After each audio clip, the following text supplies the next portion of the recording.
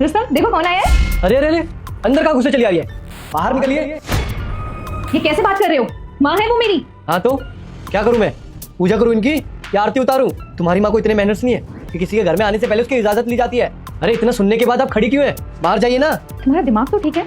ये किस तरह से बात कर रहे हो तुम मेरी माँ से? और मेरी माँ तुम्हारी माँ नहीं है क्या? मैं ऐसे ही बात करता हूँ। तुम पागल हो गए हो क्या? या तुम्हारा दिमाग खराब हो गया है? हाँ पागल हो गया हूँ मैं।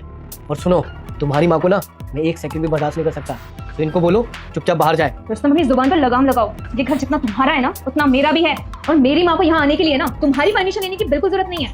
मेरी परमिशन लेने की जरूरत है क्योंकि ये मेरा घर है, तुम्हारा नहीं।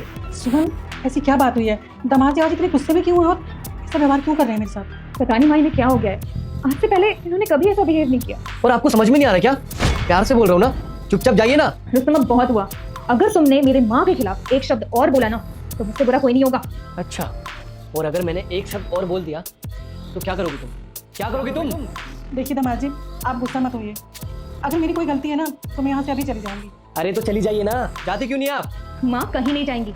और जितना हक तुम्हारा है ना घर में उतना मेरा भी है, समझे? ये क्या बोल रहे हो रुस्तम तुम? तुम्हारा दिमाग तो ठीक है? जो बोल रहा हूँ सही बोल रहा हूँ। दामाद जी, मुझे लग रहा है मैंने यहाँ आके गलती की है। देखो मैं अभी यहाँ से चली जाऊंगी, लेकिन हाँ, जाने से पहले मैं ये ज़रूर जानना चाहती हूँ। बेटा मुझे ये बता दो मेरा कसूर क्या है? मैंने क्या किया है ऐसा? कसूर आपका नहीं है माँ जी, कसूर तो आपकी लाडली बेटी का है। मैंने क्या कर दिया ऐसा? अच्छा, याद नहीं आ रहा होगा ना तुम्हें? मैं याद दिलाता हूँ। क्या मम्मी, आप शाम को आ रही हो?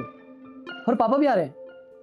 अच्छा ठीक है, आप आ जाइए, मैं आपके फेवरेट मशरूम बनवा के रखता हूँ। सुनो, शाम को ना मम्मी पापा आ रहे हैं। तो मैं क्या करूँ? क्या करूँ क्या मतलब? उनके लिए मशरूम बनाओ, तुम्हें तो पता है उनको मशरूम कितना पसंद है। मैं क्या उनको नौकरानी दिख रही हूँ कि वो कोई भी फरमाइश करेंगे और मैं झट से पूरी कर दूंगी? अरे तुम कैसी बात कर रही हो यार, ये तुम्हारा फर्ज है।